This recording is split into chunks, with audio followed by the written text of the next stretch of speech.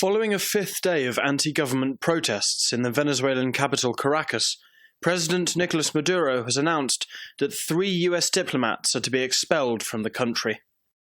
The president claims the Americans, who have not been named, entered Venezuelan universities in order to spur the students to lead anti-government protests in the east of the capital. "We have been watching them for months," he said. "The country's students are not so convinced." At this point, Maduro is scared at what is happening in Venezuela. Obviously, for him to have Americans in the country whose political ideologies are completely at odds with those of his administration is not convenient, as they can easily become voices of dissent.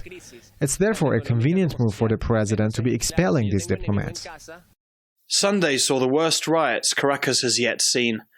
Protesters fought riot police by throwing rocks below the Plaza Altamira, which has been the focal point of the protests. Many government supporters agree with their president on the role of the 3 Americans in legitimizing the ongoing protests. For us, the fight against Americans has always been a political attitude. We have no reason to dislike them on a personal level, but if they are found trying to change political ideologies in our country, they should suffer the consequences. The names of the diplomats have not yet been released, but Maduro says his foreign minister will give more details later in the week. The expulsion of US diplomats from Venezuela is not good news for the relations between the two countries.